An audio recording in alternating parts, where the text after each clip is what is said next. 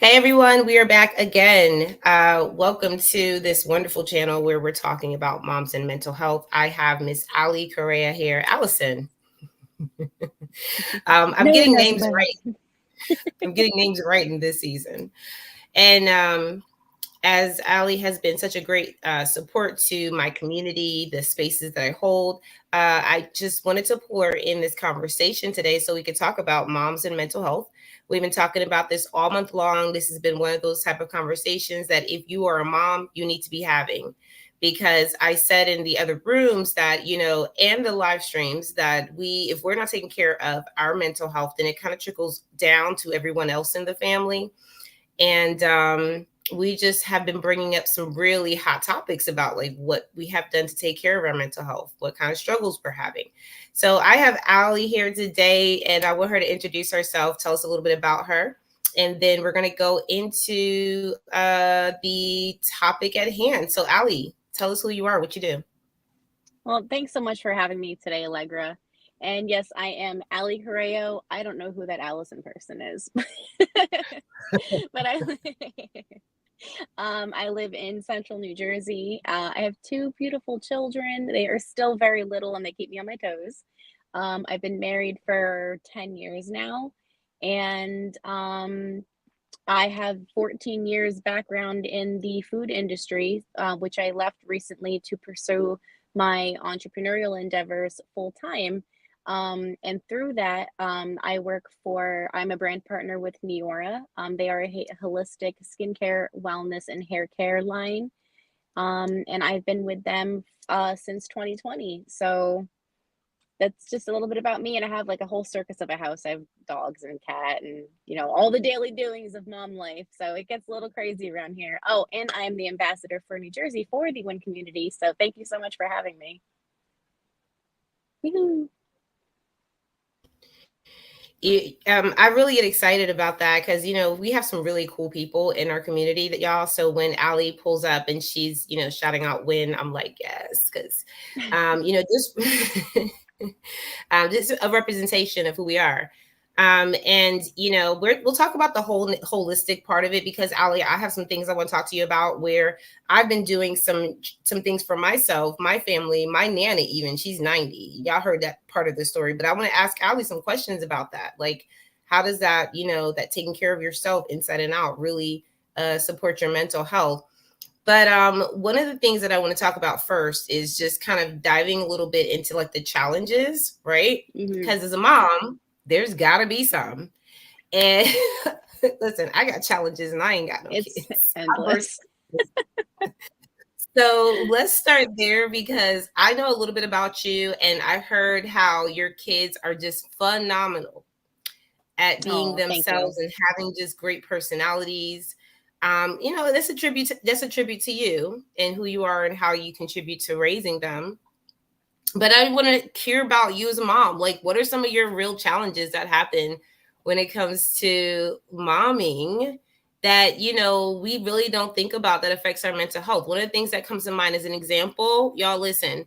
Holly said it in the room. She was like, "Nobody tells you that kids are just going to touch you all the time." And she was like, and that's It's a so trigger for her. true. What about you? I gotta say, I'm really glad that she said that because that definitely is one of the biggest challenges when it comes to having kids, especially multiple kids, where they need the attention, they want the attention. I mean, the attention for them is something that helps them to develop.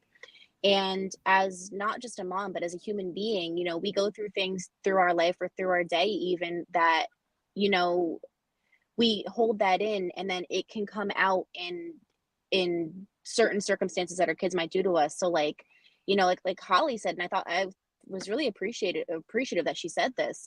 Some things that they do can be really triggering, especially if there's things that you haven't addressed in your personal life that come up and you're like, whoa, I need to like take care of this. Like that made me a little bit more mad than like it should have, I think. But definitely being overstimulated is huge, because it's not like when you feel overwhelmed, as a person that doesn't have children. And I feel like this is very, fairly simple to do if you don't have children. There's loads of things online that say, go have a sit, go have a quiet time, take some deep breaths. As a mom, you don't really get a chance to do that because you're needed, and you might be doing something that you are not able to go and just have a sit. Like if you're in the middle of the public, whether it be a park or grocery store, or even in your own home, or just a public setting, and if your little one starts having an absolute meltdown and you've already had a hard day and you're trying really hard not to melt down, you don't really have that opportunity to go have a sit and take some deep breaths and do a 5-minute meditation. So learning how to deal with the feelings of being overstimulated when you're not able to take those breaks definitely is a challenge for sure.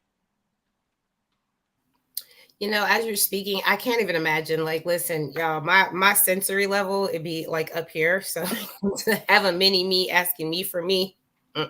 So when you have those moments, though, I think that's where I think it's so important as women, right? Because we're moms, but we're women first. And when you think about those moments that your child does need you, right? And you may be overstimulated at that point. Like that may be a trigger for you, yes. How do you cope with that? Like, what are some of the things that as a mom you can really do to protect your mental health when you're, experiencing those type of things? So definitely something that I've learned, and my son is 9 now, so I've had a little bit of practice. And my daughter's 5. But in the very beginning, I used to be really worried about what other people thought, if I was like doing the wrong thing, the right thing. Like somebody is always going to have opinions, and worrying about how other people were worried about how I was parenting really held me back when it came to how I was dealing with my children.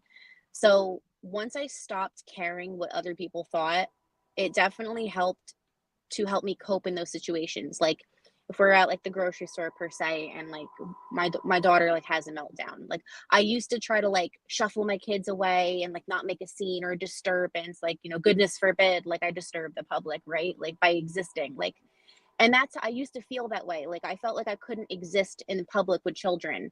But now that I've, my, like now that my kids are a little older, I've just really not, I've really like got rid of the idea of trying to not exist around other people, if that makes sense. So when kids have tantrums, it tends to only be for like a few minutes. And do I let them scream their heads off? No. But will I sit on the floor with them and talk with them and do those things that I need to calm them down? Yes, I will. I don't care if somebody sees me sitting on the floor in a grocery store or out in public or somewhere like having to sit with my kids anymore, because my kids need that in that moment, and I'm going to be with them for the rest of their life. And these passerbys, they're gonna like look at me and go like, oh haha, and like walk off, but like I'm never gonna like see them or interact with them ever again. So there have definitely been times where I've had to like stop what I was doing in public and like sit on a curb or sit on the floor or go off like to the side with my little ones and just kind of stand there like, okay, are we cool yet, are we calm yet? And like just that idea of not worrying about what other people think has helped to calm me down, because most of my stress was coming from outside perspectives. So yeah, that's a big thing. I just stopped caring what other people think. I think that's a big thing. I think we all have trouble around that, depending on where you are, how you are as a woman. For me, I talk about my people pleasing past and how that really got in the way. So if I had children that, is just really like screaming and just not really knowing how to cope with their emotions, I think that would be a trigger, and I think it's wise to really take in what you said about showing, how to deal with things with your kids, not necessarily like, because I was talking about my friend way back in the day. I was really young and I was listening to her yell at her kid in the back seat. And I'm like, this kid is not listening to you. This kid is like screaming his head off and he's not hearing a word you're saying. He's just upset. And when you talked about kids having those tantrums in those moments, I think sometimes, we have to be mindful of that. And that can sometimes be a mental health, tool, like just to be like clear about like, okay, this is just for a moment. It's not forever. Let me get myself together. And also, because you can't control kids necessarily, but you can actually show them through your actions. One of the things I heard you say was like, you'll kind of stand there and just wait, like, okay, let's see where we get this thing in order. And I think that, right. I mean, like, I don't know if that's just something that you have to mature into, because I think that reactive wise, as human beings, we just react initially before we learn how to respond. And kids really need to understand how we respond. Like, how did you learn how to pick up those tools when you're just like, okay, we're just going to wait, because we don't all, as moms, don't think everyone has that initially, right? Did you have to learn that through some type of trial and error, or? It's funny because a little bit of trial and error. And let me preface this with, for the moms that are watching, like, I'm not anywhere near perfect. Are there times where I do shout at the kids? Of course. Who doesn't, right? Like, and there are obviously times where like I lose my cool, but those times are a lot fewer than they used to be. And that definitely comes from growth, but it also comes from, in a weird place, it comes from what is the word that I'm looking for? Not sacrificing. It comes almost from like giving up, right? Like, but not giving up as in a I don't want to do this anymore type of way. It's almost like when you just kind of, you give yourself over to the situation. You're like, well, nothing else is working, so we're just kind of gonna let this play out, and I'll be here for you, and I'm gonna keep my cool and kind of let you do your thing while, we let this happen. And then in doing that, that's when I realized, oh, that way actually works. Which is like, it's funny how it comes about. Like, you do something because you're like, man, all right, you know what, I've had it up to literally here, and I can't remember, the word is not coming to me. But yeah, that's kind of where it came from. Just kind of, taking a seat like that, because when you're done, you're done. And like the safest thing to do is just to be, right? It's like, I remember when I was pregnant with my son, and they were talking about like shaken baby syndrome and stuff like that, and the purple cry. If you have kids, you know what the purple cry is. And one of the ladies who I was like doing a class with, she said, the best and the safest thing to do is just to put the baby down in the bassinet or in the crib and walk away. Is baby gonna cry? Yes. Are you like necessarily like letting them cry it out per se and not gonna come back? No, of course not. But the safest thing to do is to just, baby's fine in the crib, you walk away, you have a chill, yeah, a sit or whatever. And when you have collected yourself, you come back. Baby's safe, you're safe, everybody's well. Then you have, at least a semblance of mental space to come back and take care of what you need to take care of. So I kind of took that mantra and that perspective with infants, and I kind of just brought it into like the toddler life. Like, you're safe in the corner, like you're safe on the floor, nothing's gonna happen. So you sit over there, and we're just gonna wait through this moment. But getting to that point was difficult because I had to first battle the what people thought of me aspect. So it's definitely like a growth and a learning curve. I'm thankful for you sharing that part of your story, because that's a, we all have to learn through this entire process. No one just knows how to mom. There's no guidebook, and but I love how you're saying that if you stop really thinking about what would someone else do and just really lean into it. I think it's so amazing, because some of the things that I hear, even through some of your stories, Alley, because you share a lot in your Mompreneur motivation room. So listen, y'all, this is not just Alley. She does say that she's not necessarily like this expert, but she does host amazing spaces for moms to just do things like vent about whatever is going on, talk about their success, talk about, their challenges, be able to connect with other moms and get support. And I think for me, it really speaks volumes into the fact that when we really want to take control, you know, of the things that are going to empower us, give us resources, even what we talked about, you know, like you having just some really simple tools for you that help you in that process when you're trying to keep yourself sane when your children are going crazy around you. So I really want to also ask you too about some more things when it comes down to your mental health, because it is Mental Health Awareness Month, y'all. So I know I was talking about things that you do inside and outside, right? So I know you have things that you take care of with your skin. Talk a little bit about that. Like, what are some things that you're doing that are really supporting you in a way to, you know, advance your mental health stability while you're raising your children? What does that look like? So when it comes to like not just skincare, but just taking care of, you know, me as a person, I feel very strongly about, you know, the different products that we use, what's in them, what goes on our skin, and you know what basically like, you know, gets into like our bloodstream in our body. And going back 10 years ago, I don't even remember exactly what was like the catalyst to get me started on this, but I started discovering, you know, the detriment of artificial dyes. And then I learned that they were banned in other countries, Europe specifically. If California hasn't moved to do it yet, they're doing it soon. They're actually moving to ban red dye 40. And just the dyes specifically, there are studies that show that artificial dyes have a detrimental, um, they're detriment to your mental health, especially in children. I don't want to, I'm not a scientist. I didn't do these studies and I unfortunately don't have anything to cite right now.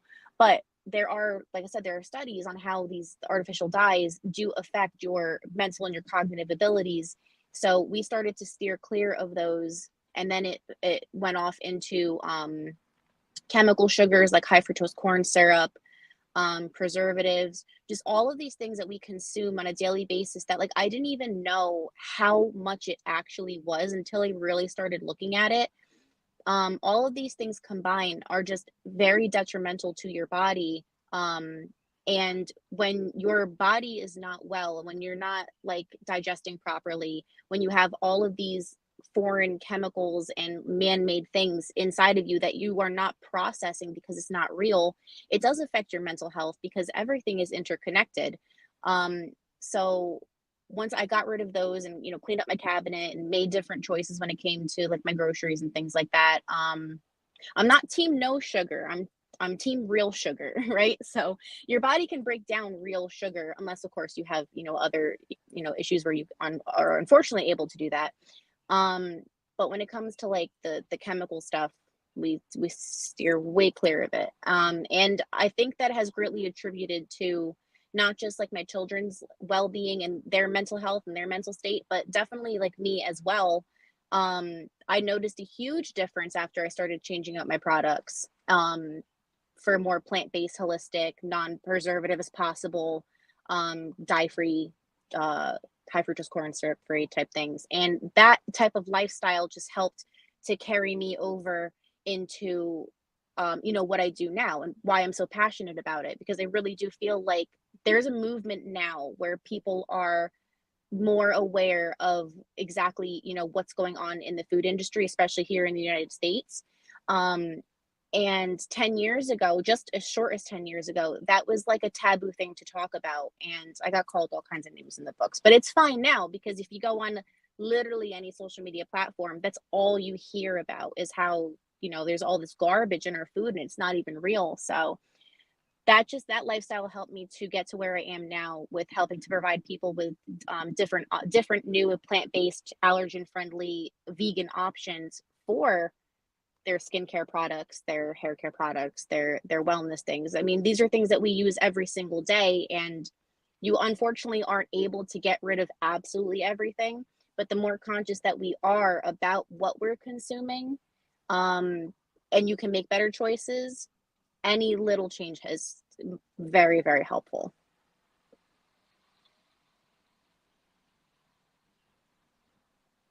And I see You, Sarah. Yes, couldn't man, agree I more, mean, Sarah. that's some. Sarah is like, Sarah knows. You know, just as much as we are learning through this process, hearing your story, Ali, hearing what you do, and even what you're talking about. And I posted up before I put Sarah's comment. She couldn't agree more because Sarah understands how what we put in our body, everything we do affects, and you know, how we move in the world, how we think, how what it affects our brains. And I was just putting that up because I learned, and I've been sharing on my story, Ali. You know, really supporting my 90-year-old grandmother because I've been caregiving and thinking about what it is that she's doing that is really contributing to her mental health. And even at that late age, right? People will say, "Oh, you know, you ain't got to worry about what you eat anymore. You don't have to worry about what you do. You know, you can't change, you can't teach an old dog new tricks." And Ali, this is the crazy part. Like, you know, I believe that we affect each other, like even Mm-hmm. with me and my mom and her mom, right? Like as I get healthier and I eat better foods and learn about these chemicals and things that we didn't even know when they first came Mm-hmm. out. I don't know if you saw the DuPont story, but there's chemicals in everything. Okay. Mm-hmm. Like Everything. everything. But if we are really protecting our mental health, then we're looking at those things constantly and saying, well, we're not here to increase the damage. Mm-hmm. How can we do more to be more effective and, you know, being safer in our health regimens? And so when you were naming some things, you know, as far as those chemicals and things that you just avoid, and I mean, one thing I do also want to ask you too, because, and I want to hear what you have to say about this. Um, I was brought up, you know, just eat the four food. Was it four? Child, I don't even know anymore. Just eat the food groups and you'll be fine, right? Make sure you have one of Mm-hmm. each of the food groups, right? So I'm like, okay, I got my vegetables, I got my starches, I got my meats, right? Then I found out after a time, you know, I just didn't like my body didn't accept meat well, you know, Mm-hmm. and the things that I was raised on weren't things that I could eat anymore. And I Mm-hmm. found myself, y'all, I found myself kind of like feeling a little bit like slighted. Like, why didn't nobody check this? Why nobody tell me I had allergies to stuff? And here's what I want to do. I want to say for a lot of us as women and as moms is that respectfully, when I got to a certain age, what I do now that I feel like I could have done better, right? Because we're talking about moms, right? And we're all essentially moms because we're teaching somebody something, child. But when I think about even my mom, like she gave so much to me as a child. So when I learned stuff that she was like kind of like older and wasn't learning a Mm-hmm. lot about, I was now thinking, you know, this is like in my 20s or something. I was thinking, dang, like now I got to learn this stuff all by myself. But in my 30s, I was like, Mom, how did you not know this stuff? And she was like, because I mean, they didn't have that information out. And so I had Mm-hmm. realized that, like, oh, they didn't know. Yeah. And as you're saying, all these things that are in the chemicals, how responsible do you feel it is for us to not only, you know, honor moms, but to help teach moms too, as Mm-hmm. daughters, as sons, you know, as just people, because at the end of the day, I always look at moms as the cornerstone. And when I think about how my mom and my grandmother are benefiting from some of the things that I learned, I'm like, that mental health right there is really what I think like we're aiming overall. But what do you think about that? I just want to hear your take on it.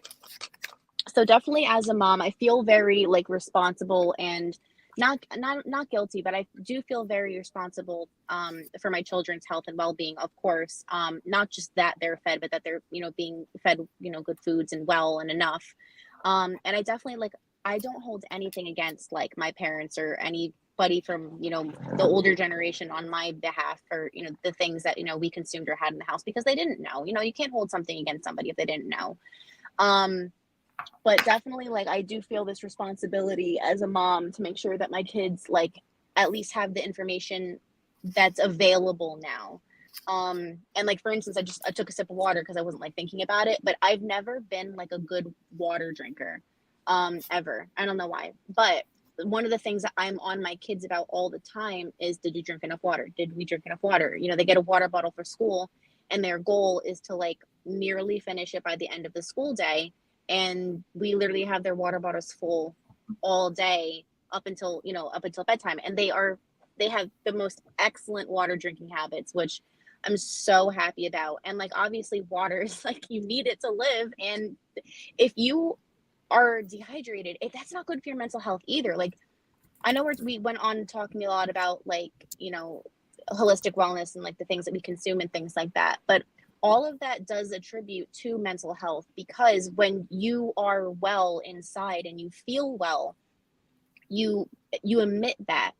It's very difficult for people that are ill or unwell to have a good mental state, because when your body's not well, your brain is not well, and then that just in turn you are not well. So that's why for me it's very, very important to make sure that I pass these habits along to my kids, so that it's at least one less thing that's like coming at them, because so many things come at us as moms all the time, or so many things come, you know, at the children in daily life. So getting one thing out of the way that's, you know, so that it's not a problem is like, it's monumental. You know, I feel you. And when you drink the water just to like kind of like, okay, remind yourself, like, okay, I got to drink water. That speaks volumes to me, because I can't stand when I see moms and they'll be like telling their kids to do like 50 million things, and their kids looking at them crazy, like, you don't even drink water. Like, why are you trying to throw this water bottle in my face? And so I love that, because it just shows that you're demonstrating it by action. For me, I put that up because for me, y'all, listen, I literally have the same problem. I have to intentionally find, like, like Ali, when you was doing that, I was like, wait, where's my water? I was like, I need a water bottle that's not empty, because it's weird when you're not, and I had to learn this too, right? If you have children and you got to deal with people every day, like, water by itself, you need in general to live. And if you're not drinking water and then you're trying to live every day Right. with like, and then you have to take care of other people, just taking more energy. It's so much, it's interesting, because we should be intaking more when we have more responsibility.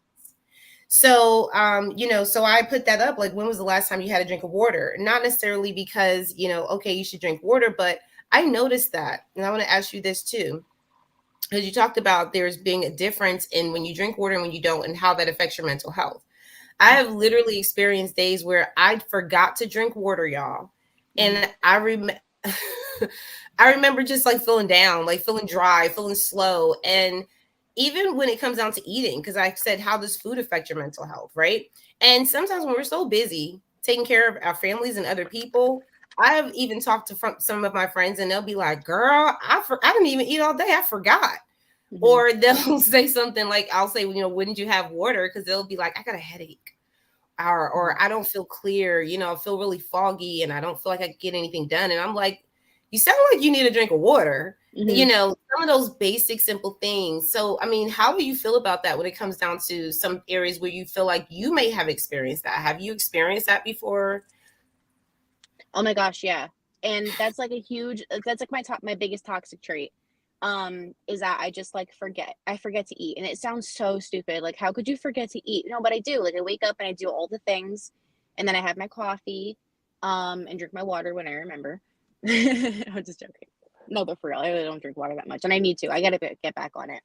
But no, but then the end of the day will come, and I'm like, I'm cranky, I'm crabby, I'm irritable, and my husband will be like, "Did you eat today?" And I sit back and I'm like, really like thinking about it. And he's like, "You didn't eat, did you?" And I'm like, "I'm pretty sure I ate." And he's like, "I'm pretty sure you didn't. Like, why don't you go get a snack?" And but that's like that goes on to what I was saying before about how, like, you know, good nutrition, like it does affect your mental health. Um, you need the sustenance, you need the electrolytes, you need the carbs, like you need the things that make your brain do the things. So forgetting to eat as a mom is ridiculous, and it happens so often. Um, but what's helpful is scheduling in your food times. And it sounds silly, but when you schedule in the simple things you need to do to take care of yourself, like wash your face or eat breakfast or drink your water, it helps to remind your brain that like you're also a human being that needs taken care of. Because I definitely felt like after I had my kids, I for a while forgot that I was a human as well as a mom, and that I also needed taking care of. And I put myself on the back burner a lot, and I suffered for it. And I definitely learned from, from mistakes, and just, saw how, I changed in the things that I did. I'm like, man, I like really gotta start taking care of myself. So just being very mindful of eating, drinking, like the basic necessities. Um, Not only is it, you need it to live, but just for your mental state, in the sense that like you're respecting yourself as a human being that also has needs, is very, very, very important. And it's not stressed enough. It's like, it's funny, like people say like, oh, like we laugh about it, like, oh, I forgot to eat today, like, haha. But like I stopped thinking about it as like being funny in a way, and I started thinking about it as like, man, I got to respect myself more, because I deserve it, and my kids deserve it, and my husband deserves it for me to be like a well person. You bring up a really good point, because I think, sometimes when we actually turn the shoe around on the other foot and we look at how other people may see us, right? And this is one thing that I think children are really good at, is they'll call you out on yourself. Like, I know I call my parents out all the time, like they love me for it. But it's just I can imagine it. And my niece calls my sister out all the time. Like we are kids are honest, because if we're not taking care of ourselves, like say for example, you're saying, I missed a meal today. Tell your kids that, right? Mommy missed a Mhm. meal today. Kids will be like, what? Why would you not eat? Like, like you're supposed to eat breakfast, lunch, and dinner. And I think for what you said about make it work for you, because it maybe not be realistic to have a set schedule like everyone, may have for themselves. And I think as women, we may put a little pressure on ourselves, Mhm. as moms, we put a little bit more pressure on ourselves to be like, oh, we got to do it this way and that way. I've seen people get their nutrition in different ways. So I'm just going to mention a couple things, and I would love to get your feedback on this and see how you have kind of been creative about ways you've got your nutrition, ways that you've organized your schedules, mom, to really enhance your mental health. Because if you need the food, if you need the Mhm. water, if you need the peace of mind, Yeah. if you may not be able to do it like someone who doesn't have kids, but you got to Mhm. get it done. So I think that that's where the resilience comes in place. That's why I say, what do moms need to do a little bit more of? Because that's really where that comes to mind for me. And if you're drinking more water, for me, I went to alkaline water because that just felt more fun and it tasted better. Mhm. I don't know if you ever, put that in your diet, but that, and then juicing, because at a certain age, and I know that moms, your body changes after you have children. Your eating habits change, your desires change. So some of the things that I've noticed just as my body has changed as I gotten older is like I don't even like to chew food as much anymore. Child, like it's a work. It's work to Right. eat. I don't Okay? listen. My husband So yells give at me me a all the juicer. time for not chewing my pasta. I don't know what. I just I don't know. I don't do it. If he's watching this, he's gonna laugh hilariously, because he literally says it all the time. He's like, "Chew your pasta." My pasta doesn't need to be chewed. Like you could just slurp that thing down, honey. It's and so okay, so you agree. And so tell me, because for me, I juice, I do apple cider vinegar shots to get like that real, kind of like those elixirs. And I mean, I eat a lot of small meals throughout the day. I do not eat big meals, Ali. I just like I started Mhm. eating small healthy meals and things like a fruit bowl, or a Mhm. raw vegetable bowl with some dressing or some crap like that, like a salad. But what have you done? Like, tell me what makes sense for you as a mom, to keep that nutrients going for your mental health. Right. So I found certain things that I really enjoy, and I just kind of like hyper fixate on those and eat them all the time. And is it, maybe boring? Yeah. But am I eating? Also, yeah. Like for a while, I was really obsessed with um like an egg protein bowl that I made in the morning. And I made it in the morning for literally weeks with like chopped up peppers and garlic and onion and beans or quinoa, sauteed in a pan, put some eggs on it. Boom, that was my breakfast. Maybe an avocado if I was feeling fancy. But I found something that I liked, and then I just did it a lot, and that helped to it. First of all, I was looking forward to it because it was tasty, and second of all, it kind of became routine. So it was easy to remember to do. And then similar for like lunch and dinner changes all the time. But if you find something that you really enjoy, who just make it all the time? Who cares? Like, just who cares? If you like hard boiled eggs in the morning with some salt and an avocado, eat that every morning for the rest of your life if you want to. Nobody's gonna judge you, but at least you're eating, and you don't have to chew it that much. But but as far as like another way that I get my nutrition in, and this is like a little bit of a put up because of the my job that I do as an entrepreneur.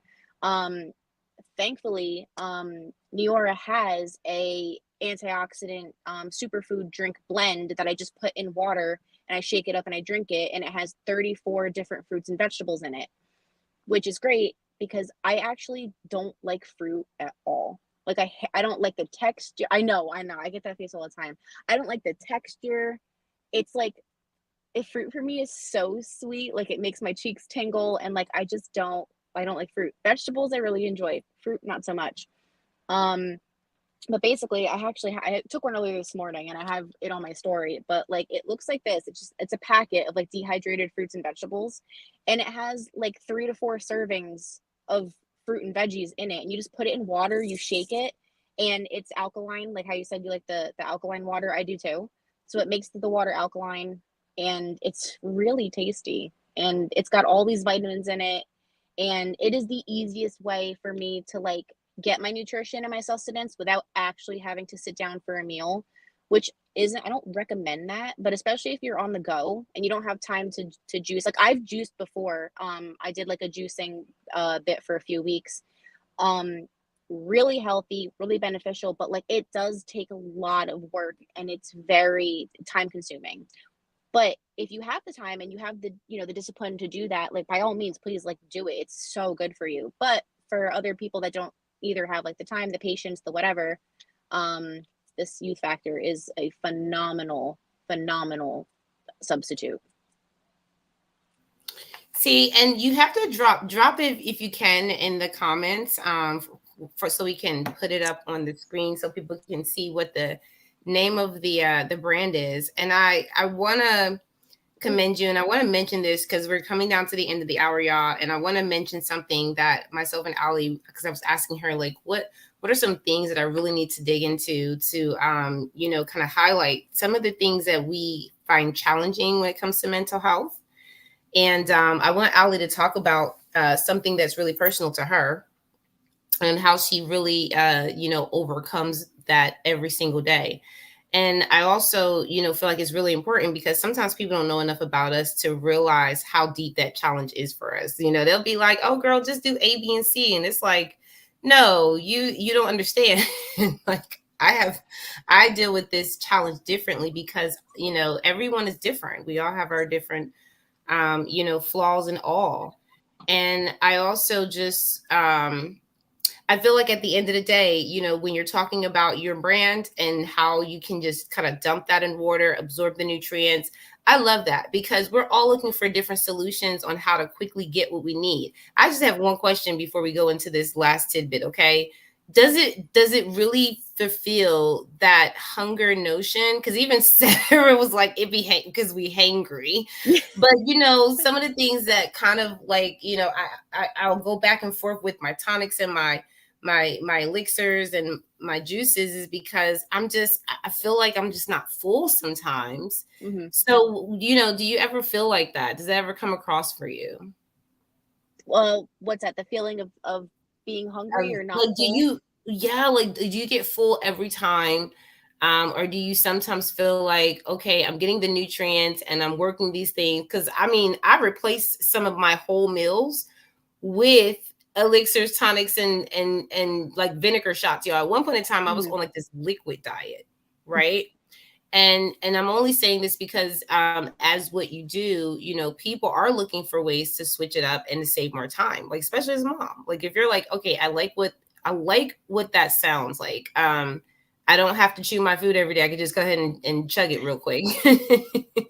um, does it affect the way that, you know, we need to adjust the diet? Because sometimes people like the feeling of like, okay, I ate meat because I'm full. Right. Rather than, yeah. So tell me what that looks like for someone who's really trying to get to that mental health space, but they really do need to change their diet and they're struggling with those areas. Right. So again, I'll preface this with the fact that I'm not a doctor. Although being involved in like being a nutritionist is definitely like on my things to do, like if slash when I go back to school. But a lot of people, so there's no one size fits all for everybody, right? So one thing might work for somebody else and something might not work for somebody else. But when it comes to the juicing, for sure, like juicing is a fantastic way to like kind of like get your body back to like a stable state. I did a juicing regimen for 2 weeks myself. It's not recommended that you juice like that over 2 weeks because the whole process of eating, even the motion and the chewing, is actually really important for your digestion and the way that your brain processes food.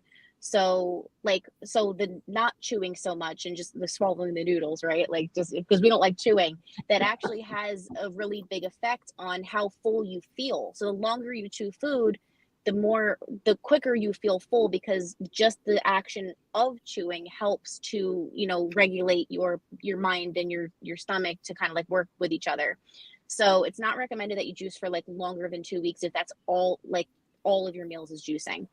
Um, but I will say that like, you know, sometimes during the day, um, you might feel hungry, but you're really just thirsty. So drinking like this is like a liter bottle of water. Will I drink this in one sitting? No. But if I, you know, go ahead and drink a good half of it at once, you know, I might be like, oh, I was actually just thirsty. And then I'll actually feel better. So kind of just knowing yourself as a person, like what am I actually hungry or am I really just thirsty? It's very, very personal, you know, per individual. And there's a lot of variables. Like, did I actually eat today? No, probably hungry. Did I eat today? Yes. Am I hungry again? Yes. Have I drank? No, probably thirsty. So it really like is very personal per person for sure.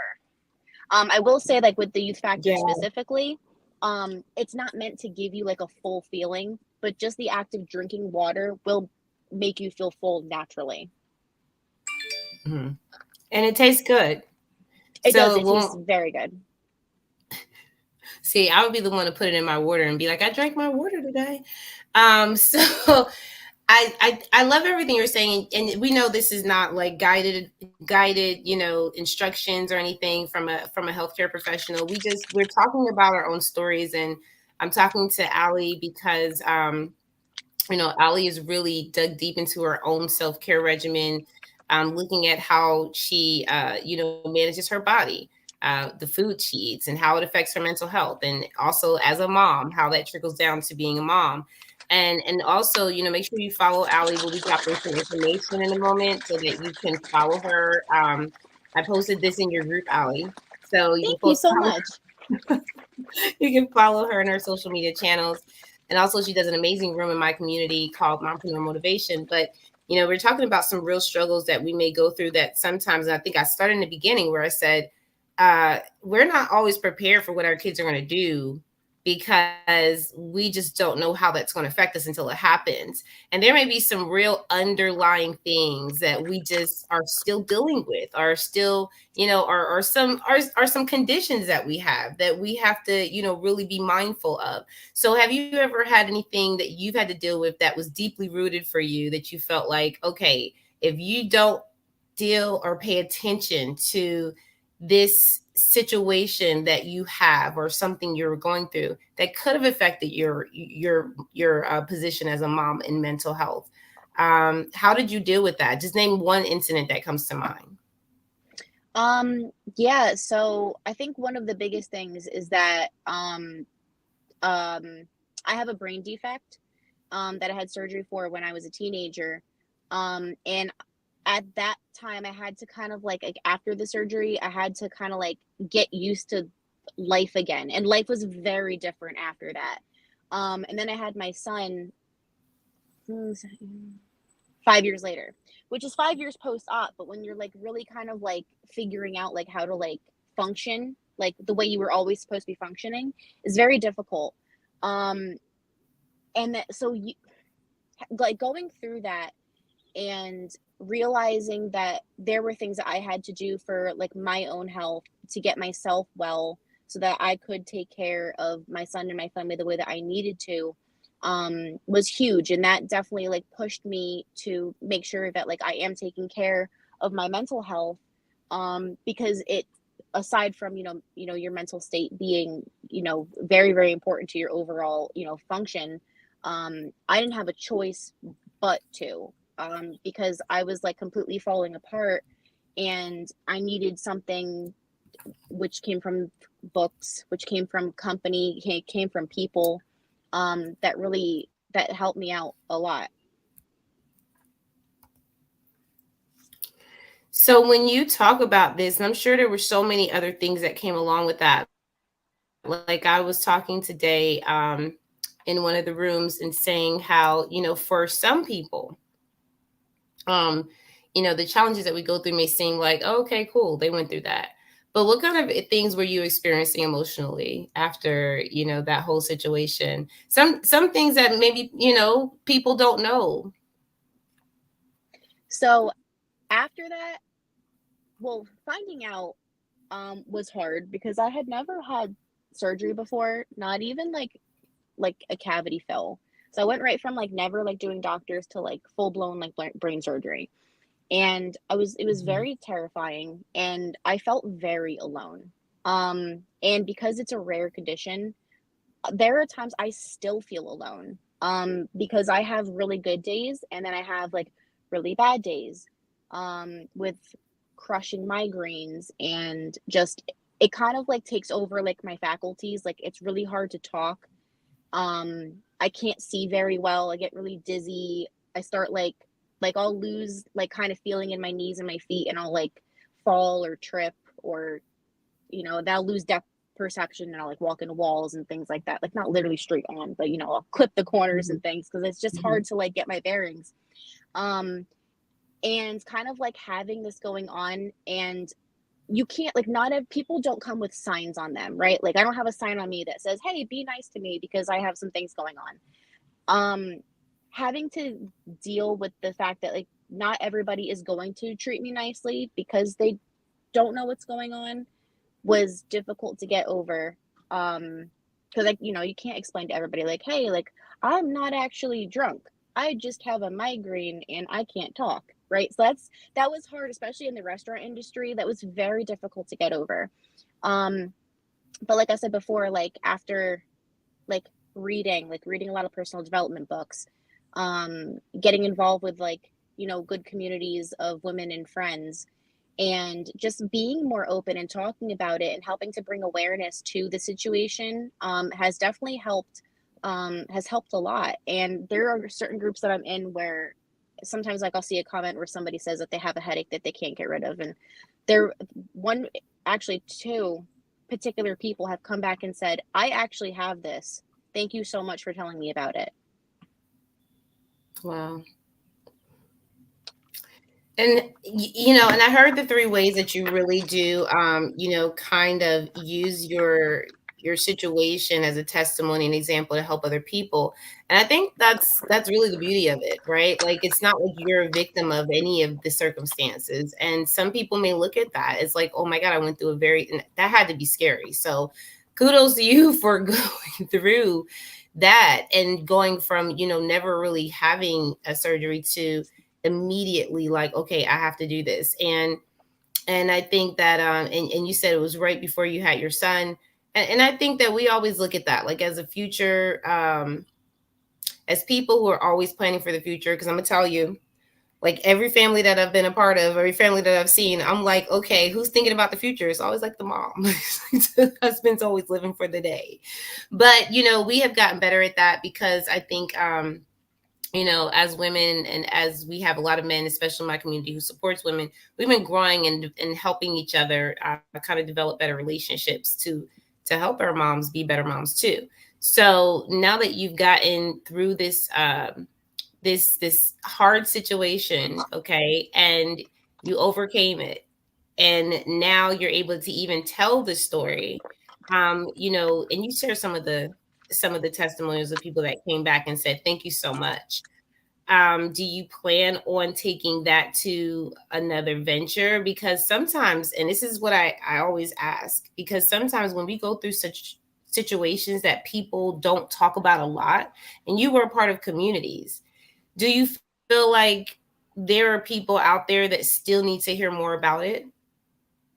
I definitely do.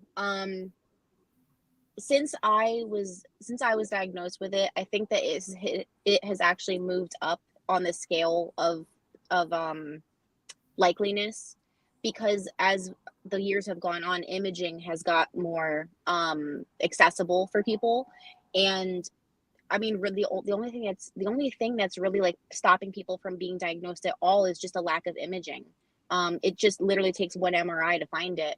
But I recently got asked to help admin a group on Facebook for it, and the condition is called Chiari malformation, with a CCHARI. But the September is Chiari Malformation Awareness Month, the color being purple. And for many years, I have wanted to do walks for it, but between either being pregnant with one kid and then COVID and the lockdown happening, and then it not being like a thing for a while, I haven't been able to actually do one yet. But I do believe there is one going on this year, and I would like to do it. That is so interesting. As a community leader, I'm always interested to see what causes we can get into. And if it's not being talked about enough, and especially, listen, it's Mental Health Awareness Month. And if you're like, it's just lack of testing, lack of screening, that's what we want to do, create awareness. And so thank you, Allie, for sharing that, because I would have never known that about you. You show up so gracefully and so powerfully every single time you come through. As the WIN ambassador, I can say, and I can speak as an example of your work, that you push through and you work very diligently on your goals, right? Very supportive as well, guys. So make sure you go support her Thank you. community and join in her Facebook group. I also just want to give some room for any last words of encouragement. Like, if you have something you want to tell other moms of how they can, really do things in an effective way, regardless of what they're going through. I put that you overcame that brain defect, but there are moms that are going through things in different ways. And like you said, your journey is personal to you. So what kind of words of encouragement do you have for everybody? So something that it's always on my heart, that I just want, other moms to understand that you're not alone. And the things that you're feeling and going through, even though they are incredibly personal to you and your experience, there are other moms that are going through similar things and 100% have similar feelings. Not every day is easy, and we aren't physically capable of showing up as 140% of our best selves every single day. And I just want you to know that if you have one of those days where you feel like you didn't show up well enough, or maybe things could have been better, or maybe like some crazy things went on and maybe you had some crazy thoughts going on, you're not a bad person. We're just human. We're just human. We're moms. We have the title of mom. That doesn't take away from the title of human being. And you and we have needs. We have our own personal, goals and aspirations in life. And those things don't need to go away necessarily, like just because you have children. Another thing is, that mom isolation, because I definitely went through it myself. You don't don't put yourself in such a box and not let anybody else in, that you feel like it's been too long and you can't let anybody else in. Maybe you don't see them like right at your front door, but people love and care about you and they want to be involved in your life. And being in that being in that box of self-isolation and having all of these thoughts like my house isn't clean enough, my kids are too crazy, my kids are too young, like I'm still breastfeeding, like all of these things that keep you isolated, knock all of that down and let people come in. And if you don't have anybody that's knocking at the door, go find somebody. There's so many different ways to get out there, whether it be like child time at the library or just a walk in the park, or just even having a conversation with a random stranger at the store. There are so many people, many more people than not, that are looking for that human connection, and you deserve to have it too. And it took me a really long time to realize that, people did and do care about me. And obviously there were certain people that have left my life, and I don't want to say it was because of the kids necessarily, but not everybody is like a kid person, and just understand that that's okay. It's okay. You're in a different chapter of your life, and therefore you need to go find a different chapter of people as well. So I just love you guys, and for all the moms out there, I just want you to know, like I said, you're not alone. You are a good mom, and don't self-isolate yourself. And those are some really great things too, that will really brighten up your mental health, especially the community. Go find community and get some people in your corner. Yep, and Allie would definitely know. Thank you, Allie, so much. I appreciate you just for showing up on this live with me, giving the words of wisdom and encouragement to every mom out there. It's Mental Health Awareness Month, everyone, and we really want to make sure that you have as much as possible when it comes to resources, guidance, and for Allie, I want you to connect and follow her.